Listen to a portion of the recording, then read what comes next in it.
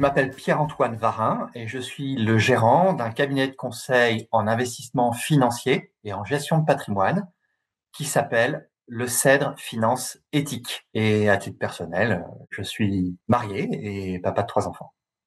Après plusieurs années d'expérience dans le secteur de la finance, j'ai vécu les événements de 2008, la crise des subprimes.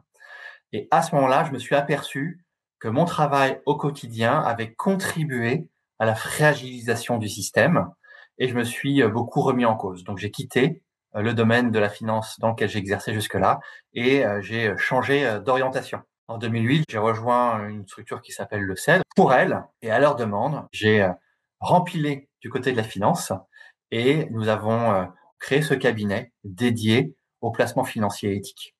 La finance, c'est la gestion d'une transaction entre des personnes qui ont besoin d'argent pour financer un projet et des personnes qui ont cet argent et qui cherchent quoi en faire.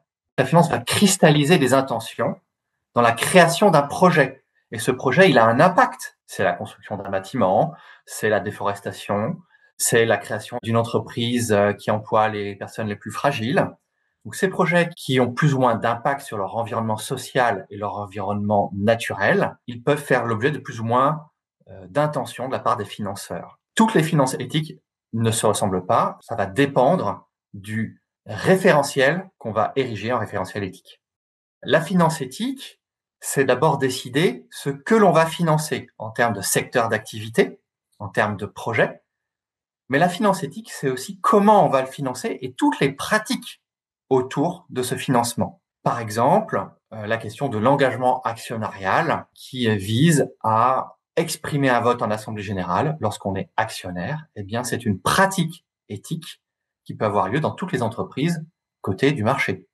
Les pratiques éthiques, elles s'organisent autour également de la sélection de projets qui vont autour de 3 grands critères environnementaux, sociétaux et de gouvernance, avoir une forme de cohérence réelle, qui sont d'abord une cohérence autour des pratiques dites extra-financières, donc qui ne touchent pas directement l'argent, mais c'est la manière dont on fait les choses. Est-ce qu'elle est bonne ou est-ce qu'elle n'est pas bonne? Et ensuite, ces pratiques extra-financières vont impacter l'entreprise dans sa valeur. Finance éthique, finance responsable, finance à impact, finance durable, finance solidaire. Il y a énormément de termes qu'on doit pouvoir rassembler sous un seul, qui est la finance éthique. Donc ça, c'est un terme chapeau, la finance éthique. Ensuite, effectivement, il y a différentes manières de mettre en œuvre cette éthique, et là, on peut les distinguer.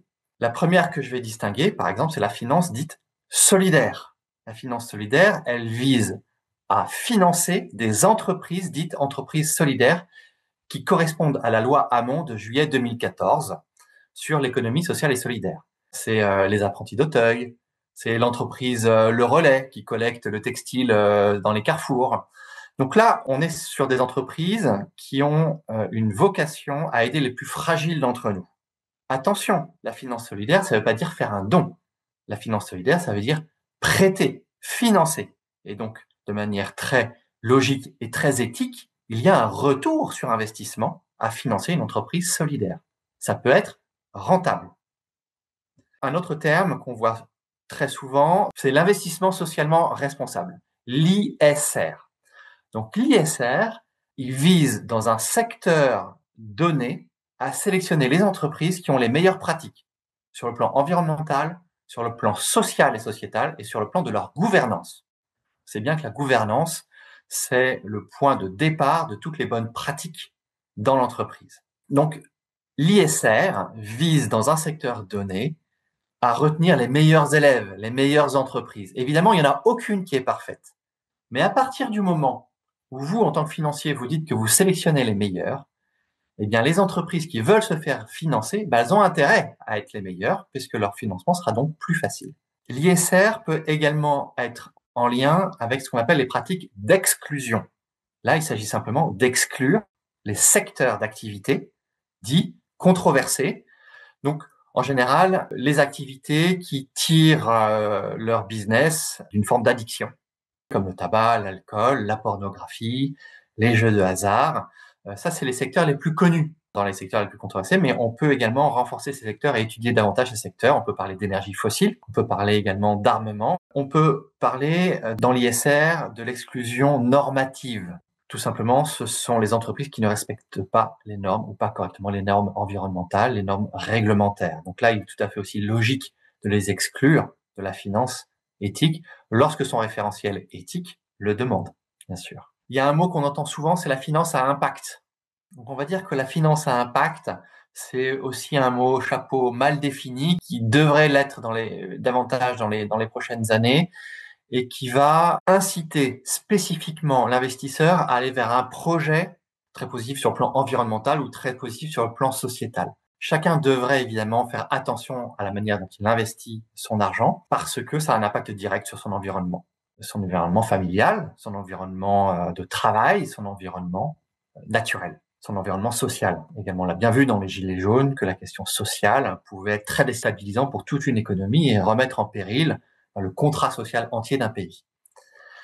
Il faut savoir que 25% des investissements dans le monde, soit 38 000 milliards aujourd'hui, sont investis dans l'ISR, dans l'investissement socialement responsable. Ça veut dire que beaucoup d'investisseurs ont fait le choix de cette pratique. Donc c'est très positif. Et ça touche tout le monde, aussi bien les institutionnels, donc les assureurs, les banques, les sociétés de gestion, que les entreprises publiques, qui ont également des fonds à gérer, que les associations, que les entreprises privées, mais aussi les particuliers. D'ailleurs, les particuliers sont à la traîne sur ce sujet. En France, on a le sondage IFOP de 2024 qui a montré que seulement 18% des Français connaissaient l'investissement socialement responsable. Donc, on est inférieur aux 25% de la masse investie dans le monde. Et pourtant, les particuliers sont les premiers touchés par les impacts de l'investissement socialement responsable, sont les premiers à pouvoir également entraîner l'économie vers l'ISR. Un individu, il émet 27 tonnes équivalent carbone par son épargne, que ce soit par les effets directs de son épargne, les ordinateurs, les banques, etc., mais aussi les effets indirects, justement, ce sur quoi il est placé. 27 tonnes, c'est énorme. Son alimentation doit avoir un impact de 2 ou 3 tonnes. Faire un placement éthique avec une préoccupation sur l'environnement, vous allez réduire votre moyenne de 27 tonnes à 4 ou 5 peut-être. Donc, c'est la première chose qu'on peut faire. Comment peut faire un particulier quand il est démuni pour faire les premiers pas dans la finance éthique de manière simple et puis ensuite approfondir un peu? D'abord, regardez ce qu'on appelle le SFDR de son investissement. Tous les placements financiers depuis 3 ans doivent communiquer sur leur SFDR. Leur SFDR, il peut être de niveau 6, de niveau 8 ou de niveau 9. Lorsque vous êtes sur un placement financier qui est SFDR 6, le placement financier n'a aucune prétention éthique. Lorsque vous êtes sur un placement financier qui est SFDR 8, ce placement financier prétend intégrer dans sa gestion des critères extra-financiers. Et lorsque vous êtes SFDR 9, à ce moment-là, c'est un placement financier qui a une prétention éthique, et qui a un engagement éthique et qui démontre également son impact.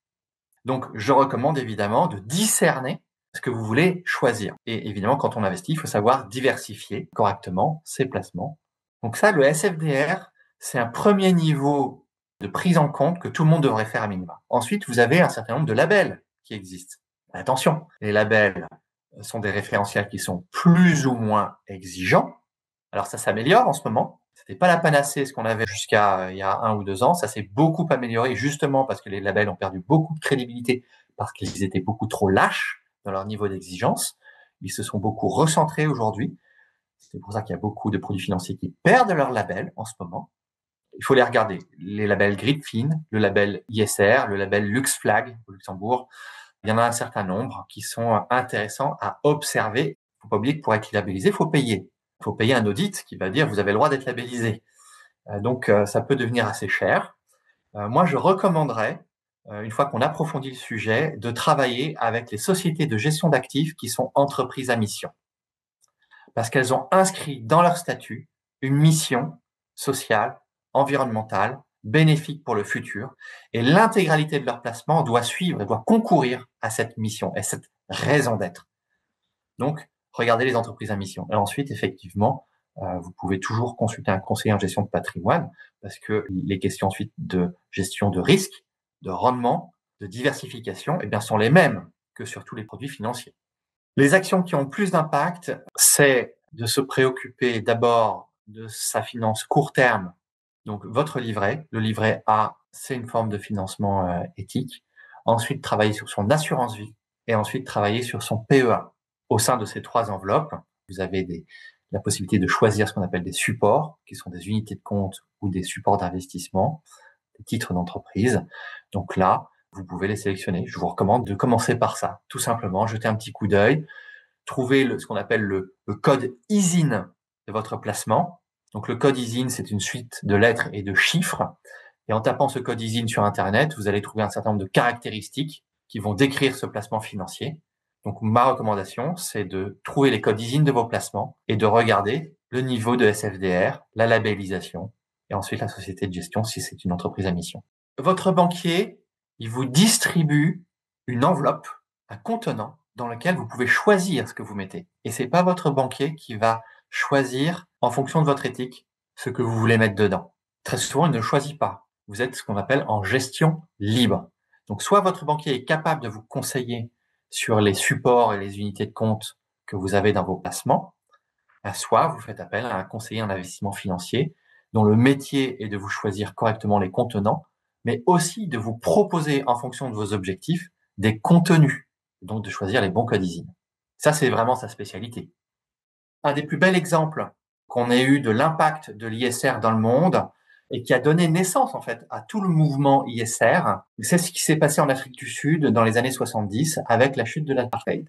Les investisseurs, pour la plupart américains, avaient des actions d'entreprises qui étaient implantées aux États-Unis bien sûr, mais aussi implantées en Afrique du Sud. Et ce sont ces investisseurs, dans une démarche sociale et sociétale, à travers leur engagement actionnarial, donc par le vote et par l'exclusion, qui ont aboli la ségrégation au sein des usines aux États-Unis, mais également en Afrique du Sud.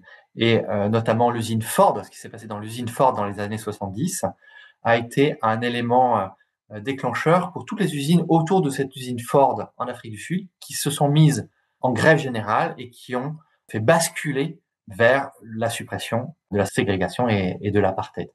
Donc, régime politique qui existait depuis 1948 et qui a chuté dans les années 70. L'impact a réellement été provoqué par les investisseurs dans un esprit d'investissement socialement responsable. Et ça, c'est une pratique qui est conservée aujourd'hui avec des réseaux d'investisseurs responsables et de dépôts de résolution à travers le monde, à travers plusieurs organismes et syndicats. Un autre élément à prendre en compte, ce sont les initiatives début des années 80 de sœur Nicole Rey, de la congrégation Notre-Dame, qui, pour la première fois, a voulu lister des critères d'investissement extra-financiers.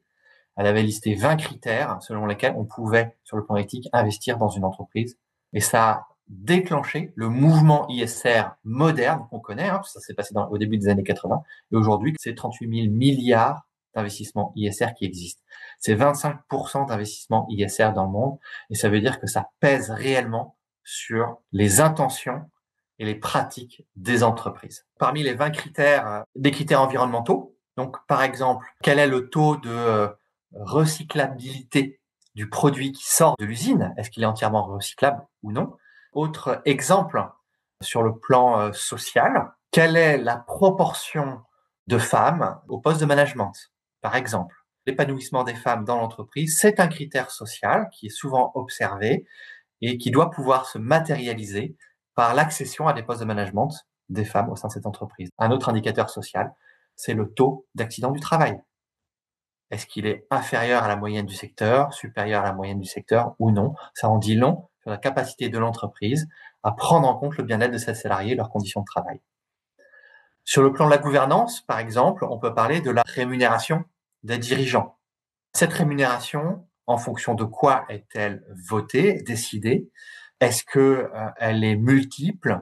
Est-ce qu'elle est directement en phase avec les intérêts des actionnaires, mais aussi les intérêts minoritaires et les intérêts des parties prenantes, de l'entreprise.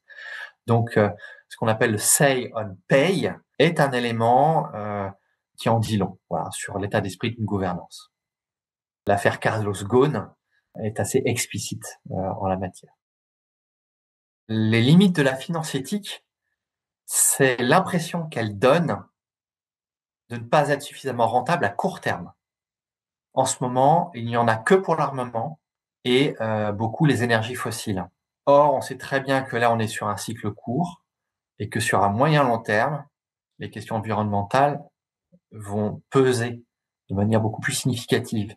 Mais il faut aussi qu'il y ait les premiers entrants, qu'on appelle les investisseurs contrariants, les premiers qui vont y aller et qui vont ensuite permettre à tout le reste d'y aller par effet d'entraînement.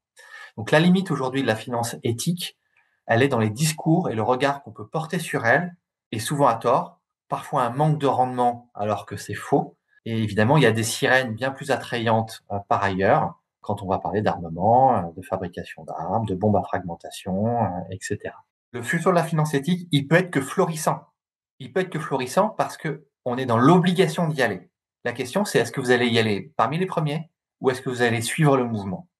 Si on y va maintenant, on va provoquer un impact maintenant, on a toutes les chances de réussir maintenant et d'obtenir les meilleurs rendements sur le plan financier. Hein, n'oublions pas. Comme les investisseurs dans les années 70 qui ont fait chuter l'apartheid en Afrique du Sud, comme Sir Nickel Ray au début des années 80, qui a créé l'ISR moderne, et aujourd'hui c'est 25% des placements dans le monde. Allez-y et soyez dans l'espérance, parce que la finance éthique, ça marche et ça peut vraiment transformer le monde.